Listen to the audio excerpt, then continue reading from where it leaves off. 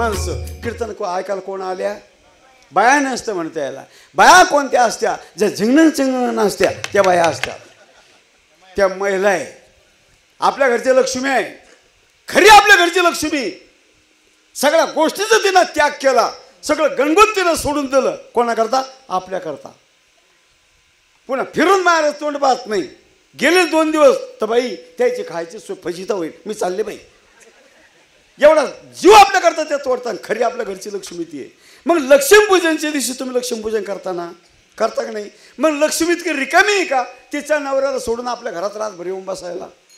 हां, घंटाभर आपली बायको जर कुठे इकडे तिकडे गेली तर माणूस पागल होत आहे.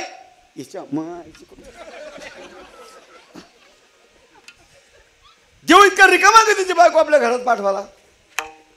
लक्ष्मीपूजनच्या दिवशी तुम्हाला सगळ्याला सांगतो, तुम्ही करा नका नका करू, आमचं सांगायचं काम आहे. लक्ष्मीपूजनच्या दिवशी प्रत्येकाने आपल्या बायकोला पाटावर उभं करायचं. तिच्या कपाळाला 2 हळदीची बोटं लावायचे आणि 2 कुंकाची बोटं लावायचे आणि तिला रामकृष्ण हरी म्हणायचं. झालं तुमचं लक्ष्मीपूजन. इकडे लक्ष्मीपूजन करतो आणि इकडे बायकोला टोले ठेवून देतो. कसं काय लक्ष्मी पावन तुम्हाला? मग कीर्तन ऐकायला माणसं आले, कीर्तन ऐकायला महिला आल्या. आपल्या गावामध्ये भरपूर बैल आहे. बैल कीर्तन ऐकतात का? त्याचा तुम्ही असं काय अर्थ करून घेऊ नका की जे कीर्तन ऐकत नाही ती बैल, असं नाही म्हणत. आपल्याला बैल कीर्तन ऐकत नाही. माय विनव म्हशी कधी भागवत ऐकायला आल्या का? 2-3 म्हशी म्हणलं का चाल का तिथं आपण हरिपाठाला जाऊ फुगड्या करायला आले का? हे त्यांच्याकरता नाही, हे आपल्याकरता आहे. माऊलीची ओवी आहे त्याला. माझ्या लेकीचं चांगलं झालं पाहिजे. कोणत्या मायबापाला वाटतं माझ्या लेकराचं वाटोळं व्हावं? वाटतं का बाबा? अरे आपल्या लेकराकरता लोकांचे बांध कोरू वावर रुंधाले केले. कोणाकरता? बोला ना, कोणाकरता? ताळावर ताळ चढवले, सलापाच्या बिल्डिंगी बांधल्या, फरशा टाकून चोपड्या चटक घरं बांधले. कोणाकरता? संडास काय, बाथरूम काय, शावर काय? अहो महाराज, किती तुम्ही बंगला चांगला बांधा, पण ध्यानात ठेवा तुमची शेवटची आंघोळ बाथरूम मध्ये नाही होणार, अंगणातच होणार आहे. चौकून धोत्र आणि मध्ये म्हातारं.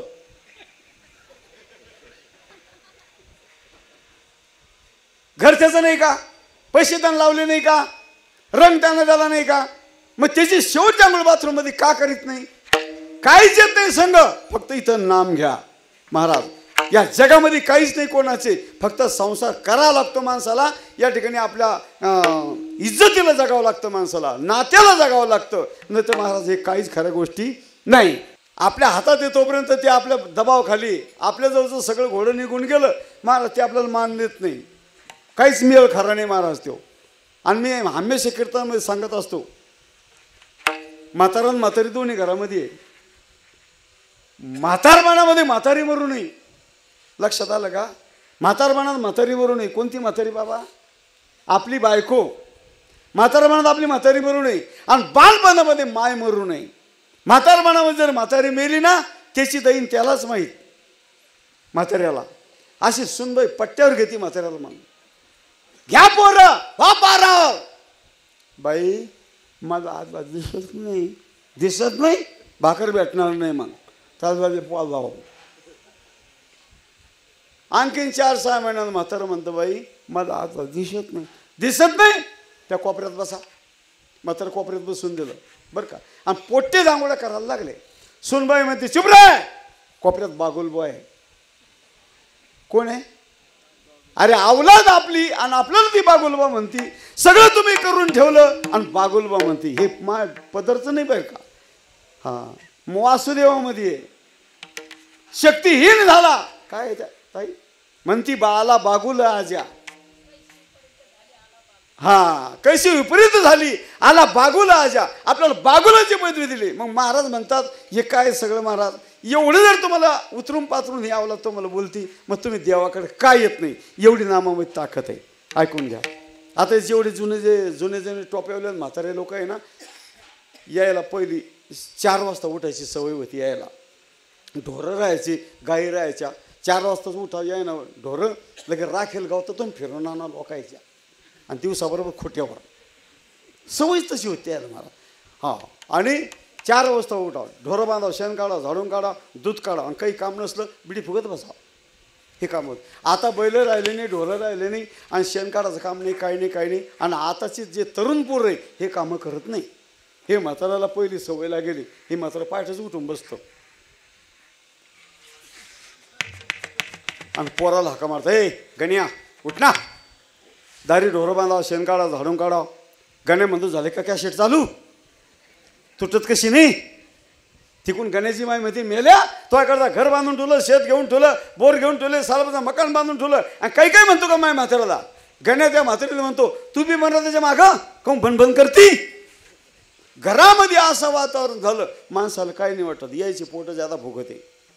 सकाळीच लग बाई गेली शेजारी, रडू रडू सांग, काय सांग बाई असा संसार केला माय म्हातारा. पाठच मपलं म्हातारा म्हणतो गण्या दारी ढोरं बांध, शेण काढ, जाडून काढ. मेला गण्या म्हणतो झाले का कॅसेट चालू. आणि मी मध्ये बोलायला गेले, मला म्हणतो तू मरतेच्या मागं, तू सांगायचे बाई असा संसार केला माय म्हाताऱ्याला. तुम्हाला सांगते चित देऊन आहे का, 85 वर्षाचं वय झालं माय म्हाताऱ्याचं, असा झटून संसार केला माय म्हाताऱ्याना, तर घरचा चारा बैलाला कधीच टाकला नाही. हो ना सोपान महाराज, पाहता काय तुम्ही माझ्याकडं. आणि जसं त्या म्हाताऱ्या संग मी लग्न लावून आले, जसं त्या म्हाताऱ्या संग मी लग्न लावून आले, तसं त्या म्हाताऱ्याच्या पायात जुना बूट म्या कधीच नाही पाहिला. कोण्या लग्नाला गेला मपलं म्हातारं कोणाच्या शेतातून आला असं तर रिकाम्या हातानं कधीच नाही आलो. कोणचे दोडके, कोणच्या मिरच्या, कोणचे भोपळे, कोणचे डांगर, आम्हाला बाजार करायचं कामच नव्हतं. गाडीला तेल घालायला वंगारी नव्हती. म्हातारं रातच महादेवाच्या मंदिरावर गेलं, गज तोडून आणले त्याच्या वंगाऱ्या गेल्या. मग मला तुम्ही सांगा याला संसार म्हणते का. हा, धनेश्वर भगवान महादेवाचं नाव आहे. धनेश्वरानं सुद्धा महाराज देवाचं भजन केलं. आपण माणसं आहे. पहिले धनेश्वर हे अवतारामध्ये होते महाराज, ते महादेव होते. पण ज्यावेळेस त्यांना हनुमान व्हायचं या धनेश्वराला, मायबहिणी चित देऊन आहे का, आता खरी कीर्तनाला सुरुवात झाली. महादेवाला हनुमंताचा अवतार घ्यायचा होता. त्या टायमाला पार्वतीने विचारलं धनेश्वराला, तुम्ही हनुमान होणार, ब्रह्मचारी होणार आणि मग काय फारकती देणार आहे का. कोण म्हणती, कोण म्हणती, पार्वती. महादेवानं सांगितलं नाही, धनेश्वरानं सांगितलं नाही, मी जरी हनुमान झालो तर तू माझी शेपटी होऊन राय. ती शेपटी कोण आहे, पार्वती आहे. जेवढे शेपटीने कामं केले तेवढे हनुमंतांनी नाही केले. जेवढी बाई काम करते तेवढे माणसं काम करत नाही. पाहता काय तुम्ही माझ्याकडं. हां, 2-2 वर्षाची लेकरं 6, पुढे एक मागे एक, 2 एवढं मोठं टोपलं, त्याच्यात धुणं, त्याच्यात भाकरी, कड्यावर एक लेकरू, करंगडीत बकरी. एवढा कारखाना घेऊन वावरत जाती. हाय का आपली ताकद. दिवसभर धंदा करते. तिकून निघायच्या मला गडबड सरबड लेकरं लटकवले की शेण घ्या, ध्यान राहिलं शेण. चालता चालता शेणाचा पावडा दिसला रस्त्यात, ते पुढे जे पोरगं चाललं त्याला म्हणते, बाब्या ते शेण घे ना. ते होते आवलाच बेकार ना. पण बाईची कमाल बा, सगळं तिला बॅलन्स सांभाळ, खाली वाकली आणि पावटा घेतला हातावर. तळातावर शेण, करंगीत बकरी, कड्यावर लेकरू आणि पुढे एक म्हातारी आली. म्हणे बाई काय दैन येतो या जेवाची. एवढं बोलूच ते कड्यावरलं लेकरू शेणात बोट घालतं, तोंडात बोट घालतं. जेवढी बाई काम करते तेवढा माणूस काम करत नाही. विठाला विठाला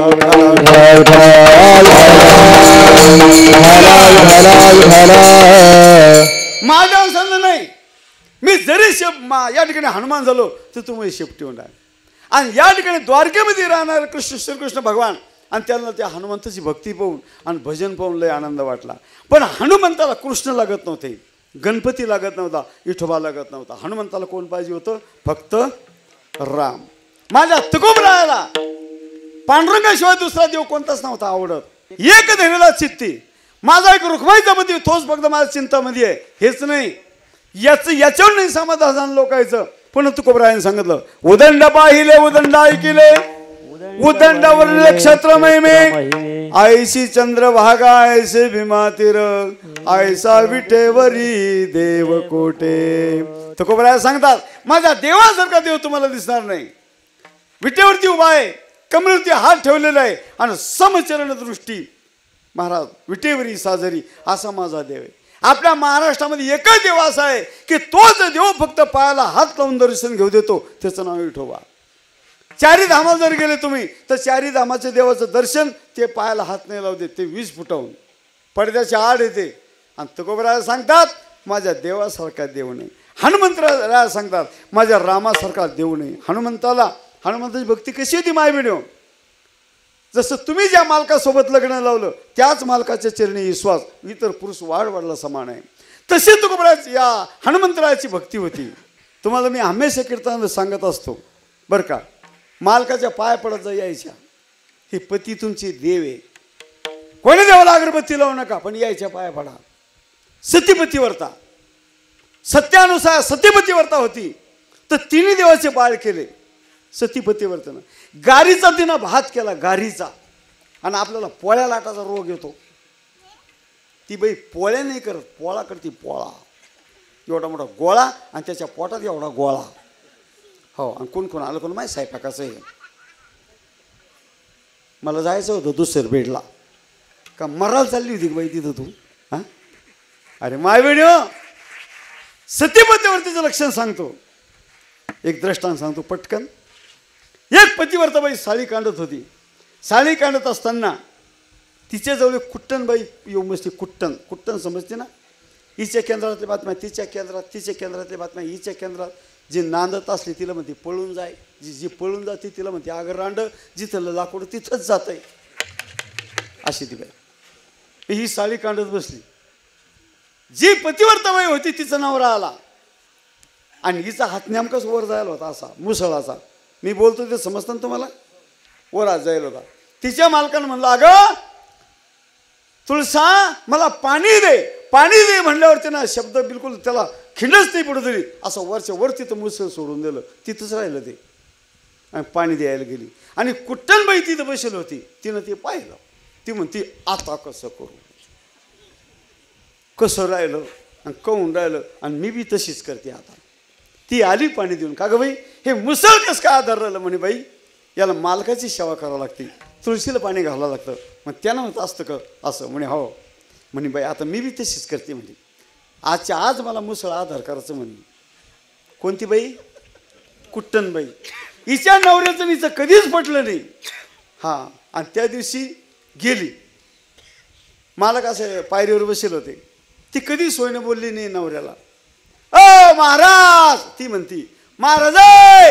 याला वाटलं माझ्याची बावळी आहे, कोणाला महाराज म्हणत असेल.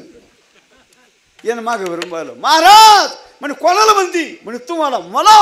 अरे कोणता महादेव पावला तुला आज तुम्हाला महाराज म्हणून राहिली? असं कुत्र्यावनी पळत आलं. हो असं पळत आलं. आणि थांबा आज मला पतिव्रता व्हायचं. म्हणे बाबा कोणता देव पावला तुला पतिव्रता व्हायला? असं पाणी ठुलं माय बहिणी तिनं सांगितलं आज मी तुम्हाला आंघोळ घालणार आहे. असं पाणी ठुलं, डाळीला आधण येतं ना, खळखळ पाणी होतो आलं. हो, आज हे गेलं भुलून. याला वाटलं आज काय आपल्याला आंघोळ घडती. गृहमंत्र्याच्या हाताला बसलं बाथरूममध्ये जाऊन. हिनं ते गंगाळात नेऊन पाणी टाकलं. मग यानं हात घालून तर पाहा याला इसण लागतं का नाही लागतं हे भुललंय. हां, असं खळखळ उकळेलं पाणी तिने गंगाळात टाकलं. आणि ती बिली हुशार होती. आपला हात जळू नये म्हणून तिनं व लंब्या दांडीचं बघून आणलं. हां, आणि घातलं त्याचं. हे आपलं गुमसुम पहिलं बघून डोक्यावर टाकलं. चटके बसते ना, गपचूप बसा मी पतिव्रता आहे. याच्या मायाची पतिव्रता म्हणे अशी चटके देते काय म्हणे पतिव्रता. हा उकळून 2-3 बघून त्याच्या डोक्यावर ओतले. थांबा म्हणे अजून पाठ घासायची. मग वजरी आणावं ना.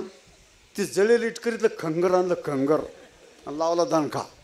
अरे कातडी निघते ना. थांबा मी पतिव्रता आहे, मेलो गड्या म्हणे. आता शेतात जा आणि तिकून या आणि मला पाणी मागा. आज मला मुसळ आधार करायचं. ही तिनं साडी घेतल्या आणि कांडत बसले. आता येईन नवरा मग म्हण पाणी मुसळ करीन आधार. तेवढ्यात तो आला खाली. याच्या अंगाचं रक्त बंबाळ व्हायला होतं. याच्या मायाची म्हणे पतिव्रता सगळं अंगाचं रगत काढायची मायाची. आणि आता का मुसळ घेऊन तर आधी पुन्हा माया मागं धावण म्हणे. पुन्हा हे म्हणतो अगं मला पाणी दे, पाणी दे म्हणल्यावर तिनं मुसळ असं नेटानं वर सोडलं. हां, आणि घर होतं आपलं याचं बांधेल लाकडाचं. असं ताळ मुसळवरून तोंडातलं का आर सगळी 32 खलास. नवरा म्हणतो काय झालं? हा पती, याला पतिव्रता म्हणता येत नाही. तशी माझ्या आई हो हनुमंतराय धनेश्वर असे नव्हते, एकनिष्ठ होते. एकनिष्ठ भाव एकनिष्ठ भक्ती, एकनिष्ठ भाव एकनिष्ठ भक्ती, एकनिष्ठ भाव एकनिष्ठ भक्ती, एकनिष्ठ भाव एकनिष्ठ भक्ती.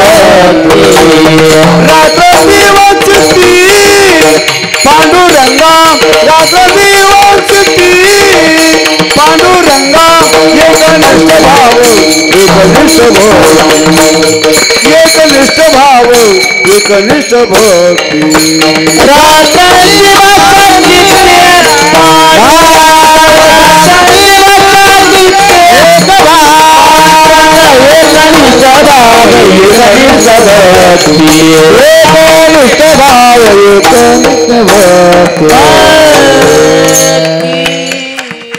कृष्ण परमात्माने सांगितलं बळीराम दादाला, दादा एकदा जा आणि त्या हनुमंताला माझ्यापर्यंत बोलावून घेऊन या. दादाला जरा अभिमान झाला.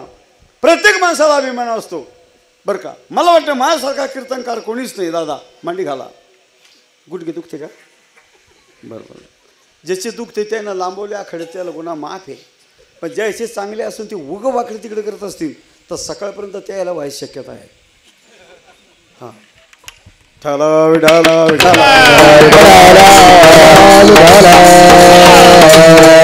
दादाला अभिमान झाला. मला वाटतं माझ्यासारखा कीर्तनकार कोणीच नाही. मला काय झाला? अभिमान. असे लोक मोटरसायकली दामट्टेत माणसं पाहून आणखीन रोड तले चवाचा आहे तुमचा.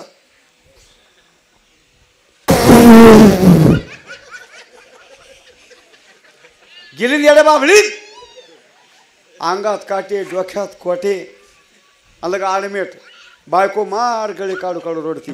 यायच्या डोक्यात काटे खुलडे ना. मग कशाला बारा गाडी आणतो की? हा अभिमान त्याला.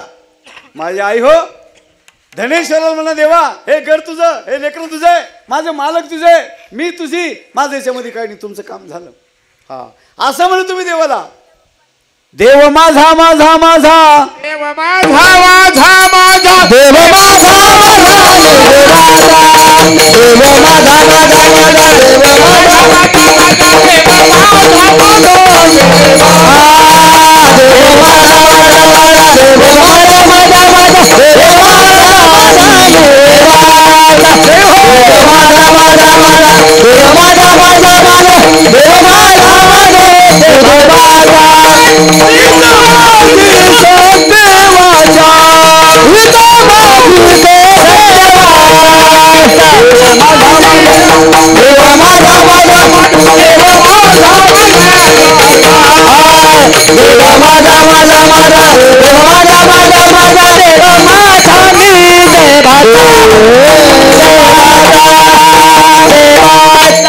दादाला अभिमान झाला.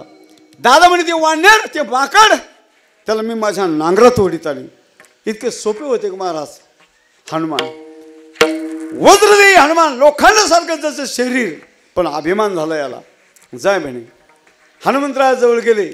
हनुमंताचं गोड भजन चाललं होतं. त्याने जे भजन केलं ते भजन आपल्याला म्हणायचं. आम्ही भजन मंडळी म्हणतो श्रीराम जय राम जय जय राम. माणसं माणसं तुम्ही म्हणा रघुपती राघव राजा राम. आणि महिला मंडळ तुम्ही म्हणा पतित पावन सीताराम. का झोपल्या नाही ना? हां आम्ही म्हणतो श्रीराम जय राम जय जय राम. तुम्ही म्हणा रघुपती राघव राजा राम आणि तुम्ही म्हणा पतित पावन सीताराम. श्रीराम जय राम जय जय राम. रघुपती राघव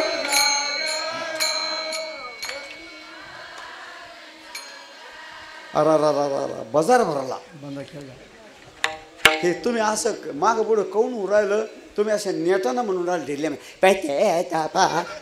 त्यानं ढिल्लं होतं. ऐका हेच तर मग खास आज कडक म्हणायचं कडक इकडे बा. तुमच्या भावाची शपथ आहे तुम्हाला. कडक आवाज नको कडक हायगाई नाही करायची. जी बाई हायगाई ना म्हणन तिचा भाऊ तिला दिवाळीला न्यायला येणारच नाही. मग आशीर्वाद आहे तुम्हाला असा. हां कडक म्हणायचं. मंडळी आहे काय करू नका. श्रीराम जय राम जय जय राम रघुपती पतित. हो आता फरक पडला का नाही.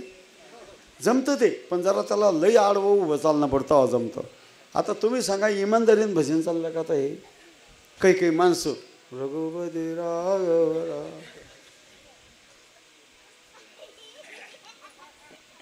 तुमच्या मक्काच जर कोणची म्हैस गेली एखादी तर बांधा जाऊन असंच म्हणा, ए पोरा ती म्हैस गेली मक्का शेंडे शेंडे खवरायली ती.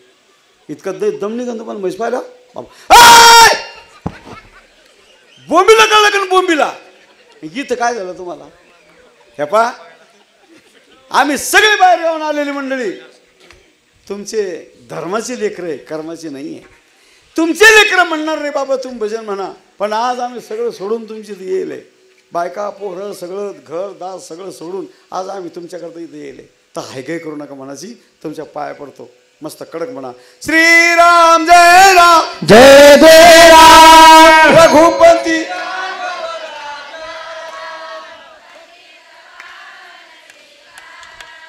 श्रीराम जय राम जय जय राम रघुपती.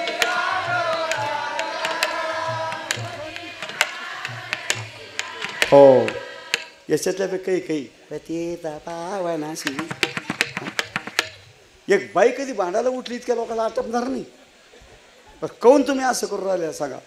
मला काय वाटतं आपण जे करू राहिलो ना धनेश्वर बाबाचा सप्ताह हा भोलेनाथाचा, याचं काहीतरी पुण्य आपल्या पदरामध्ये पडलं पाहिजे. याच्याकरता तुम्हाला सांगतो प्रत्येकानं म्हणायचं. नाही तर बाकीच्या महाराज लोकांना काही घेणं नाही. सर बोलू नको अजिबात. बाकीच्या महाराज लोकांना काही घेणं नाही देणं नाही. 2 घंटे कीर्तन केलं पाकिट घेतलं निघले. पण मला काय वाटतं हे तुमच्या पदरामध्ये पुण्य पडलं पाहिजे. त्याच्याकरता एकही तोंड असं नामस्मरण घेतल्या बिना राहायचं नाही. याच्याकरता भजन असतं. आणि ज्याला भजन केलं त्याला म्हणते कीर्तन. विठाला विठाला.